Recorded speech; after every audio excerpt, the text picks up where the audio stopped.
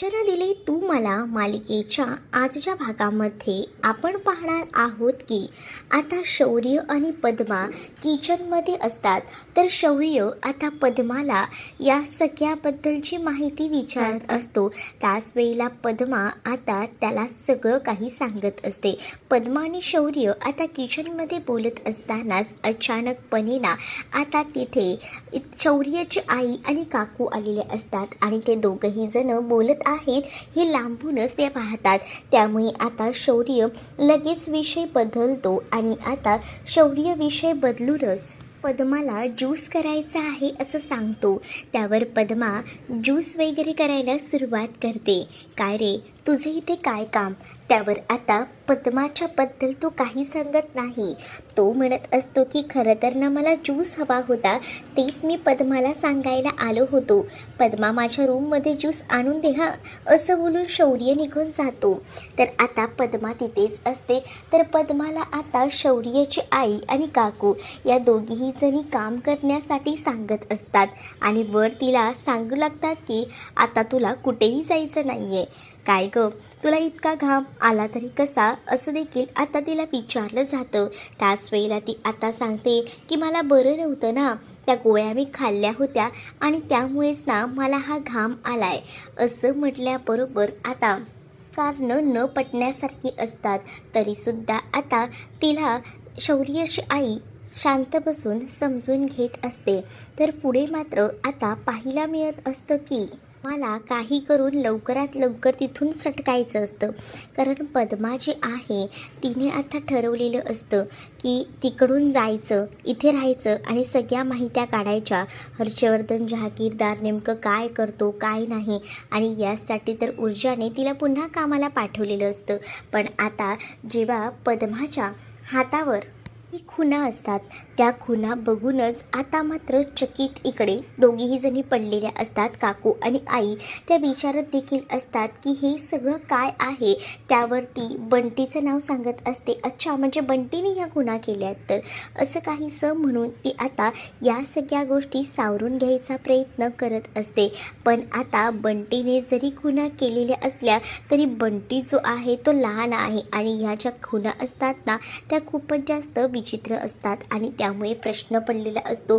मग आता पद्माचं बरोबर लक्ष असतं की कोण काय करतंय काय नाही, आणि त्यामुळेच ना आता पद्मा जी आहे ती मात्र आता इकडे तिकडे पाहते आणि पटकन असता ती आता मेसेज करून त्या ऊर्जाला सांगू लागते की इकडे आता कोणीही नाही आहे, म्हणजेच ना आता हर्षवर्धन जहागीरदार दिल्लीला जाणार आहे. आणि ही गोष्ट जेव्हा आता पद्माकडनं ऊर्जाला कळते तेव्हा ऊर्जा गोष्ट पोलिसांना सांगते आणि जेव्हा ऊर्जा पोलिसांना याबद्दल सांगून अलर्ट करते, कारण आता त्यांना त्या पोरांना परत उचलायचं असतं. त्याच वेळेला ऊर्जा त्यांना हेही म्हणते की तुम्ही खरंच माझं काम कराल ना. त्यावर ऊर्जाला ते म्हणतात की का नाही, करणार आहे ना तुझं काम, मी तुला म्हटलंय ना मी आहे करून तुझ्यासोबत, मग तू टेन्शन घेऊ नकोस. हा हुडबुट्टे फक्त बोलत नाही, काम करूनही दाखवतो, असं देखील आता म्हटलं जातं. आणि मग काय, आता त्याच्या कामाला सुरुवात होणार असते. कारण आता जर हर्षवर्धन जहागीरदार इथे नसेल, त्या पोरांना आत्ता उचलून मी आणेन, असं देखील आता हुडबुट्टे इन्स्पेक्टर आता सांगू लागतो. आणि त्यामुळेच ना आता ऊर्जा ही खूप जास्त खुश असते. ऊर्जा म्हणत असते की माझ्या नावाप्रमाणेच माझ्यातही ऊर्जा आहे, त्यामुळे तुम्ही टेन्शन घेऊ नका. दुसरीकडे आता या आमदार साहेबांना कळलेलं असतं की त्यांच्या परमपूज्य मुलाने जे काही कारनामे केलेले आहेत त्या सगळ्याबद्दल, आणि म्हणूनच ना आता ते मात्र त्याचा थोबाड फोडतात. आणि जेव्हा आता ते त्याचा थोबाड फोडतात ना तेव्हा तो खूप जास्त घाबरतो. आणि त्याच वेळेला आता ते म्हणत असतात की तू जे काही केलंयस ना त्यामुळे माझं नाव किती खराब झालंय याचा विचार तू केला आहेस का? अरे मला किती जणांना आता तोंड द्यावं लागणार आहे. या सगळ्या गोष्टी करताना लाज वाटल्या नाही आहेत का? आणि त्यापेक्षा सोपं आणि साधं या गोष्टी तुम्ही सगळ्यांनी माझ्यापासून का लपवून ठेवल्या, असं देखील आता म्हटलं जातं. पण बाबा, आम्हाला या सगळ्या गोष्टी सांगायच्या होत्या, असं बोलूनच आता मात्र ती मध्येच हा विषय जो आहे तो थांबवायचा प्रयत्न अर्पिता करत असते. पण अर्पितावर सुद्धा आता बाबा भडकलेले असतात आणि अर्पिताला बाबा आता म्हणत असतात की तुमचं ना काय चाललंय ना, खरंच मला कळत नाही आहे. आत्ताच्या आत्ता ना या सगळ्या गोष्टींना थांबवा, नाहीतर याचं प्रमाण ना वाढत जाईल. आणि काय रे तू तू मी आमदार असल्याचा इतका भयानक फायदा घेतला आहेस, या सगळ्याबद्दल ना अर्पिताच्या आईला काहीच माहीत नसतं. ती बिचारी या सगळ्यात ना हीच असते आणि ती सुद्धा आता हे सगळं जाणून घ्यायच्या स्थितीतही नसते. ती विचारते सुद्धा, काय झालं आहे मला सांगाल का? पण इकडे मात्र आता अर्पितालाच तिचे बाबा म्हणजेच ते आमदार साहेब जाब विचारायला जातात. तेव्हा आमदार साहेबांना अर्पिता म्हणत असते की मला माहिती आहे माझ्याकडनं चूक झाली आहे, पण मी तरीसुद्धा मी फोन केला होता हर्षवर्धन काकांना. तुला काय गरज होती त्याला फोन करायची? तुला माहिती आहे ना तुझा बाप आमदार आहे, तर मग तू या सगळ्या गोष्टी मला का नाही सांगितल्या? असं देखील आता ते तिला बोलत असतात. दुसरीकडे आता पूर्वा जी आहे ती आता त्या एका दुकानदाराला सांगत असते की तुम्ही काळजी करू नका, लवकरच मी तुमचे पैसे देते, थोडा वेळ मला द्या. मग आता हे बोलणं ना इथे असणाऱ्या या ऊर्जानं ऐकलेलं असतं. ऊर्जा आता विचारते आईला की आई कोणाचा फोन आला होता, तर आई ना आता हे सगळं लपवून ठेवत असते. त्याच वेळेला आईला ऊर्जा म्हणत असते की आई सांग ना काय झालं आहे. त्याच वेळेला किराणावाल्याचे 3 महिन्याचे पैसे द्यायचेत, दर 2 दिवसाआड तो फोन करतो, मी त्याला कारणं देते, काय करणार, एकटीच्या पैशांवर भागत नाही ना. आणि आता तुला ही केस मिळाली पद्माची, तर तू आता बाकी गोष्टींकडे दुर्लक्षच करायला लागलीस, म्हणजे बाकी घरातल्या ज्या काही गोष्टी आहेत त्या बघतच नाही आहेस तू. याचाही थोडा विचार कर, कारण पहिल्यांदा तू जरा काहीतरी ॲफिडेविटची कामं करायचीस, त्याच्याने तरी पैसा यायचा, पण आता काहीच पैसा आपल्या घरात येत नाही आहे, त्यामुळे थोडं जड जातं आहे मला हे सगळं. त्यावर ऊर्जाला आपल्या आईची परिस्थिती समजते आणि ती आपल्या आईला आधार देत म्हणत असते की आई खरंच मला कळतं आहे तुला काय वाटत असेल ते, पण तू काळजी करू नकोस, मी आहे, मी करेन सगळं काही, असं देखील ती आपल्या आईला सांगत असते. आणि त्याच वेळेला ऊर्जाला आपली आई उभारी देते आणि पूर्वा ती सांगत असते की ऊर्जाला की तू काळजी करू नकोस, मला कळतं आहे की तुला आता टेन्शन असणार चारी बाजूंचं, पण तू काळजी करू नकोस, आपल्याला ही केस लढायची आहे. काय झालं, पद्माने काही सांगितलं का? पद्माने धाडस दाखवलं ना, खरंच त्या पद्माचं कौतुक करायला हवं. म्हणजे पद्मा बघ ना ऐनवेळेला तिथे गेली आणि त्यामुळेच ना बऱ्याच गोष्टी शक्य झाल्या. म्हणजे मी त्या हुडपुट्टे साहेबांना सुद्धा सांगितलंय की हर्षवर्धन जहागीरदार दिल्लीला जाणार आहेत आणि तोपर्यंत आपल्याला हे सगळं काम करायचं आहे. तर दुसरीकडे अर्पिता आपल्या बाबांना सांगत असते की बाबा, मी हर्षवर्धन काकाने एवढ्याच गोष्टी सांगितल्या आहेत की ती मुलगी पक्की चालबाज आहे आणि त्या मुलीने पैशांसाठी आपल्या विक्रांतला फसवलं आहे, असं मी सांगितले, बाकी मी काही सांगितलं नाही आहे. आता जे आमदार साहेब असतात ना ते विक्रांतवर भडकतात आणि ते आता विक्रांतला म्हणत असतात की काय हो विक्रांत साहेब, तुम्हाला काय वाटते, या सगळ्या गोष्टी इतक्या हलक्यात घेतल्यात का तुम्ही? तुम्हाला माहीत नाही याचे परिणाम आता काय होणार आहेत ते, याचे परिणाम ना भयंकर होतील, एवढं लक्षात ठेवा. मग बघा मी तुम्हाला काय करतो ते, तुमचा मोबाईल आधी मला इथे द्या बरं. आणि असं बोलून त्याचा मोबाईल आता काढून घेतला जातो आणि जेव्हा आता आमदार साहेब तो मोबाईल काढून घेतात ना, तेव्हा मात्र आता ते सांगतात की आता तुला लवकरात लवकर जावं लागणार आहे, ते म्हणजे आपल्या गोव्याच्या फार्म हाऊसवर.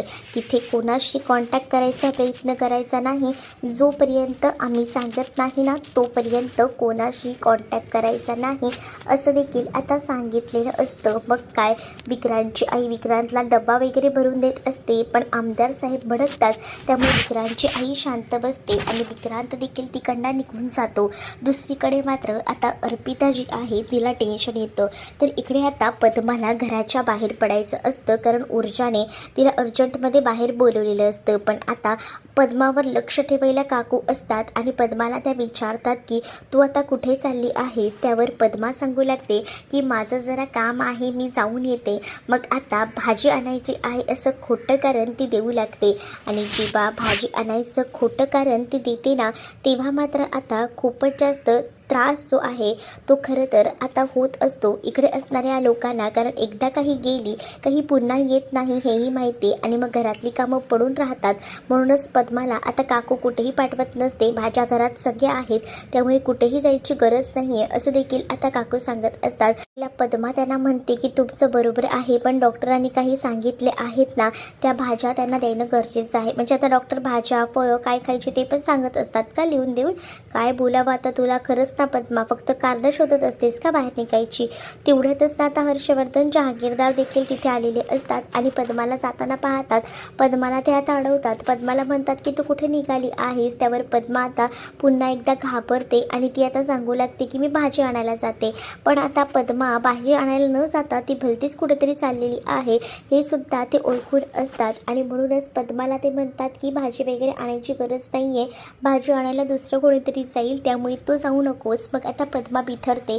पद्माच्या हातामध्ये मोबाईल असतो, तर आता पद्माकडे ते मोबाईल मागू लागतात आणि म्हणत असतात की आत्ताच्या आत्ता आधी मोबाईल दे, म्हणजे कसं तुझी कामंही होतील व्यवस्थित. आणि मग आता पद्मा घाबरते, कारण पद्माला ना मोबाईल द्यायचा नसतो, कारण ऊर्जाचा त्यावर मेसेज कॉल येणार असतो आणि म्हणूनच पद्माला कॉन्टॅक्टमध्ये राहायचं असतं. पण शौर्य आता हे सगळं बघतो. शौर्याच्या लक्षात येतं की पद्माकडनं आता मोबाईल काढून घेतला तर प्रॉब्लेम होईल आणि म्हणूनच आता इकडे ऊर्जा देखील पद्माला कॉन्टॅक्ट करायचा प्रयत्न करते.